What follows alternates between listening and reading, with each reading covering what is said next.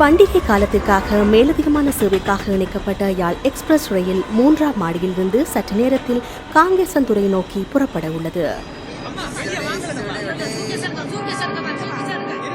இது ஒரு பரபரப்பான பண்டிகை காலம். இந்த பண்டிகை காலத்துக்கு நகரத்திலிருந்து, குறிப்பாக கொழும்பிலிருந்து வெளி மாவட்டங்களுக்கு, தங்களுடைய சொந்த ஊர்களுக்கு மக்கள் போகிறதுக்கு புகையிரதமோ அல்லது பஸ்ஸை தான் நாடுவாங்க அதிகமாக. ஆனால் இந்த காலத்தில் பஸ் புக் பண்ணுறது அல்லது ட்ரெயின் புக் பண்ணுறது அப்படின்றது அவ்வளோ இலகுவா இல்லை, எல்லாமே நிறைஞ்சிருக்கு.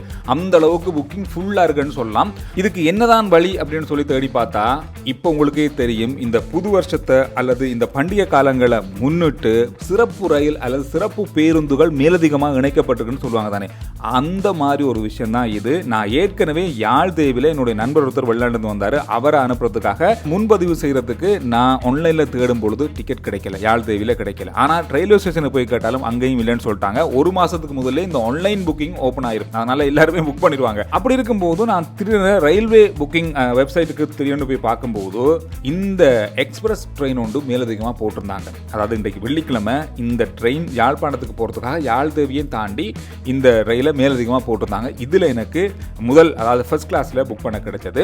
இந்த மாதிரி நிறைய பேர் இந்த மேலதிகமாக போகிற ரயில்கள் அல்லது மேலதிகமாக போகிற பஸ் வண்டிகளை தவற விடுறது, அதாவது என்னென்ன நேரத்தில் அது போகுது அப்படின்னு நிறைய பேருக்கு தெரியாது.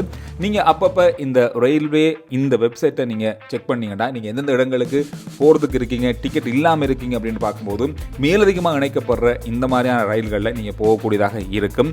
எனவே ஒரு நல்ல ஒரு அனுபவம் இது எனக்கு கிடைச்சது. காரணம் தான் டிக்கெட்டே இல்லைன்னு சொல்லி இருக்கும் பொழுது மேலதிகமாக இணைக்கப்பட்ட இந்த ரயிலில் என்னுடைய நண்பரை அனுப்பக்கூடியதாக இருந்தது. எனவே இந்த தகவலை பகிர்ந்து கொள்வதற்காக தான் இந்த வீடியோ. காலையிலேயே நான் 4 மணிக்கு கோட்டை, அதாவது புறக்கோட்டை ரயில் நிலையத்துக்கு போகும்போது அவ்வளோ பரபரப்பா மக்கள் ரயிலில் பயணம் செய்கிறாங்க. அந்த அளவுக்கு ட்ரெயினில் மக்கள் பயணம் செய்யறதுக்கான ஆர்வம் இருந்தாலும் அவ்வளவு மக்களுக்கு தேவையான அளவு ரயில் சேவை இல்லை அப்படின்றது கொஞ்சம் கவலைக்குரிய விஷயம் தான். வருங்காலத்தில் நம்மளோட ரயில் சேவை மக்களுக்கு தேவையான அளவு இந்த ரயில் போக்குவரத்து சேவையை இணைத்து கொண்டாலே இந்த பொது போக்குவரத்தில் மிகப்பெரிய ஒரு முன்னேற்றம் வரும் அப்படின்றது மட்டும் காலையில் நான் நினைச்ச உண்டு.